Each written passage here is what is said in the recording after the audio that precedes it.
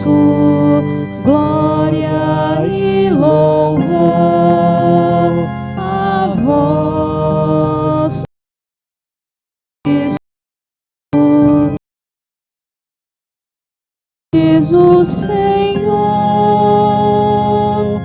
porque o reino dos céus está perto. Glória e louvor a vós, ó Cristo. O Senhor esteja convosco. Ele está no meio de nós. Proclamação do Evangelho de Jesus Cristo segundo Lucas. Glória a vós, Senhor. Naquele tempo, vieram algumas pessoas trazendo notícias a Jesus a respeito dos galileus que Pilatos tinha matado, misturando seu sangue com o dos sacrifícios que ofereciam. Jesus lhes respondeu: Vós pensais que esses galileus eram pecadores Vós pensais que esses galileus eram mais pecadores do que todos os outros galileus por terem sofrido tal coisa?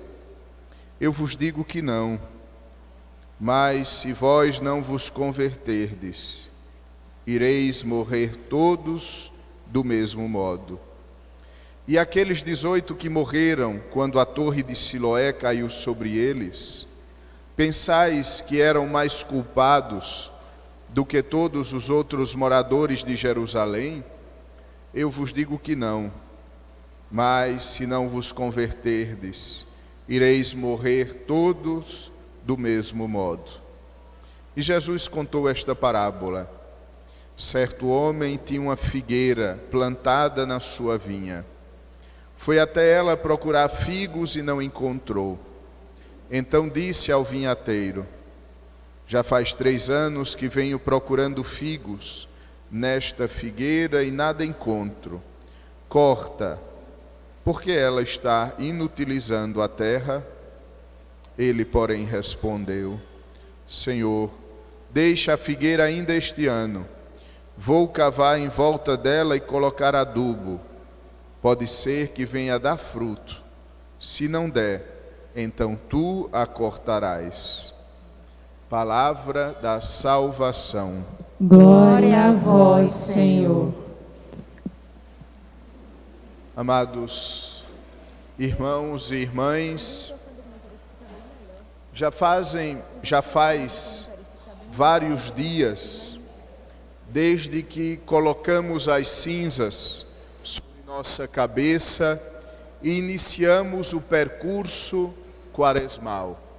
Este tempo onde procuramos viver a conversão não apenas como ideia, não apenas como um conceito, nem tampouco apenas como uma palavra a mais dentro do nosso vocabulário cristão, mas pretendemos viver a conversão de modo sério, mas pretendemos viver a conversão de modo concreto, trazendo para a nossa vida elementos que nos ajudam a nos converter.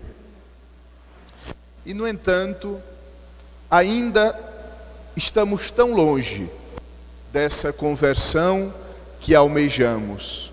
Ainda estamos tão distantes de responder afirmativamente aquilo que ouvimos na quarta-feira de cinzas: convertei-vos e crede no Evangelho. E, no entanto, hoje, no terceiro domingo da Quaresma, nós queremos renovar o nosso empenho para buscarmos a conversão. A palavra conversão significa, na sua origem grega, mudança de mentalidade, metanoia. A conversão não é mudança de um estilo.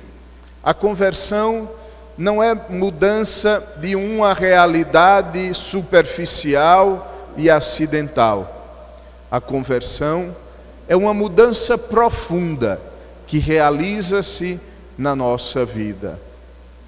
E esta mudança profunda somente acontece quando nós nos encontramos pessoalmente com o amor de Deus. É exatamente isto que ouvimos na primeira leitura. Moisés, que encontra-se com Deus, que lhe fala do meio de uma árvore, que mesmo pegando fogo, não se consome. A sarça ardente. E ali Deus lhe diz que Ele se importa com o ser humano. A verdadeira conversão nasce desse dado fundamental. Deus não nos criou e não nos deixou à mercê da nossa própria sorte. Mas Ele é um Deus próximo, mas Ele é um Deus companheiro, que vive conosco nossa vida, que trilha ao nosso lado os caminhos deste mundo. Eu vi a aflição do meu povo, eu ouvi o seu clamor, sim, conheço os seus sofrimentos, por isso desci para libertá-los. A verdadeira conversão nasce desta consciência de que Deus está sempre próximo de nós, de que Deus nos oferece toda ajuda para a nossa conversão. A verdadeira conversão nasce por sabermos que o primeiro e maior interessado é exatamente Deus, porque a conversão, ela nos aproxima dele, enquanto os nossos pecados nos afastam, e Ele deseja estar sempre conosco.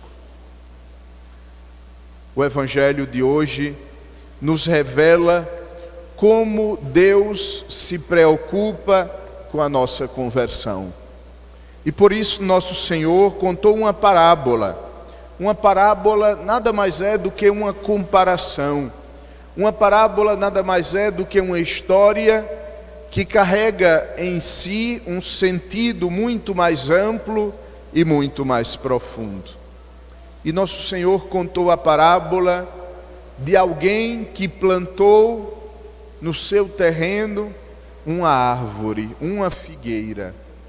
E por 3 anos consecutivos, aquele homem visita a sua terra, olha para a figueira e espera que ela lhe dê frutos. E por 3 anos, aquela figueira não oferece nenhum fruto. Esta figueira somos nós. Esta figueira sou eu. Esta figueira é cada um de nós.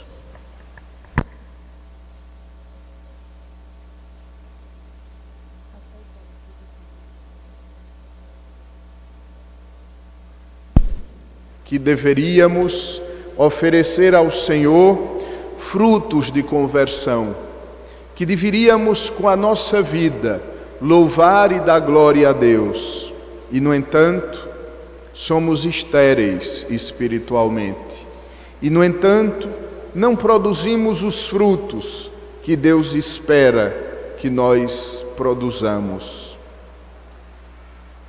Porém, Deus não encerra a nossa ação.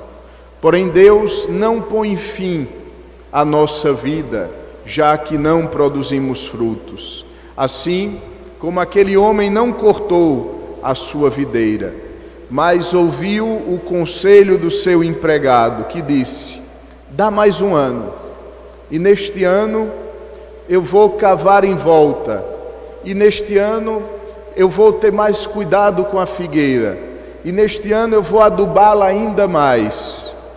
E se no final de tudo ela não der frutos, tu a cortarás. A vida humana, desde o instante inicial da nossa concepção até o último suspiro, A nossa vida é este tempo em que Jesus nos ajuda a dar frutos, em que Jesus diz ao Deus Pai: deixa, vê se ele dá fruto. Eu vou adubar, eu vou cavar ao seu redor, eu vou dedicar-me para que ele produza frutos, frutos doces, frutos agradáveis. É interessante que este funcionário diz ao dono da vinha que fará duas coisas: cavará em volta e colocará adubo. A verdadeira conversão, ela tem esses dois momentos: o momento do deixar, o momento do retirar, o momento do ter limpa toda aquela terra que nos circunda, e depois o momento do acrescentar, o momento do colocar adubo. Toda conversão requer que nós deixemos Jesus tirar da nossa vida aquelas realidades que não nos permitem dar frutos. Toda conversão requer que nós, assim como aquela figueira, deixe que o agricultor retire terra do seu redor. Quais são as coisas que nós precisamos deixar? Qual é a terra que nós precisamos que o divino agricultor retire do nosso lado? E por outro lado, toda conversão é um acréscimo de adubo. Em primeiro lugar, o adubo da oração. Ninguém dá fruto se não reza. O verdadeiro fruto nasce de um coração que reza, porque disse nosso Senhor Jesus Cristo no Evangelho de São João: sem mim nada podeis fazer. O fruto bom que podemos oferecer a Deus vem de um diálogo íntimo com o Senhor, vem de uma oração profunda com Ele. Oração que, não me canso de repetir, não é repetir um acumulado infinito de palavras, mas oração que é, sobretudo, deixar-se conhecer por Deus, que é dividir com o Senhor a nossa experiência, que é se dar conta que Ele está ao nosso lado, nos caminhos e nas veredas da vida. Depois, os sacramentos.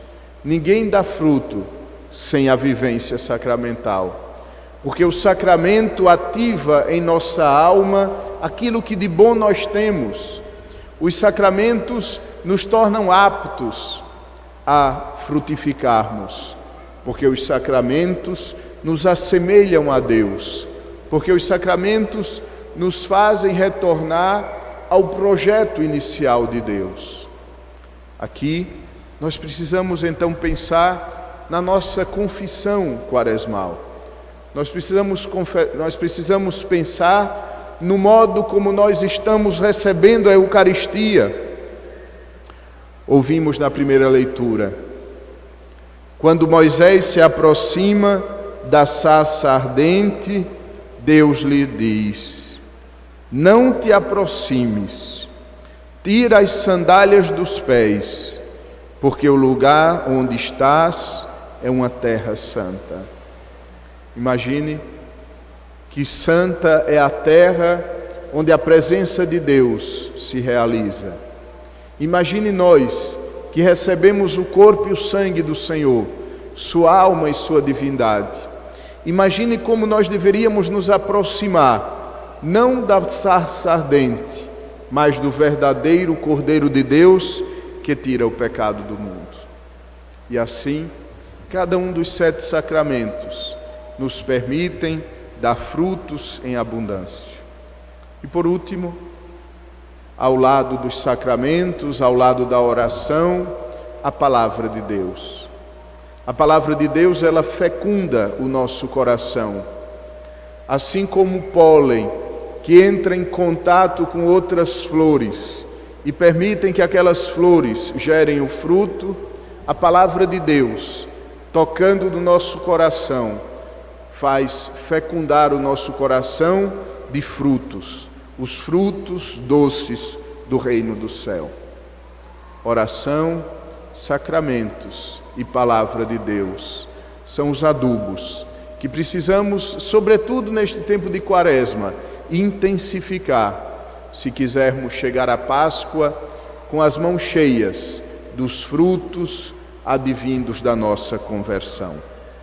Que Nossa Senhora, nossa Mãe e Rainha, nos ajude a iniciarmos ou darmos continuidade a este caminho de conversão que irá se consumar no último instante da nossa vida, pois este é o tempo favorável, pois este é o dia da salvação. Amém. Creio em Deus Pai.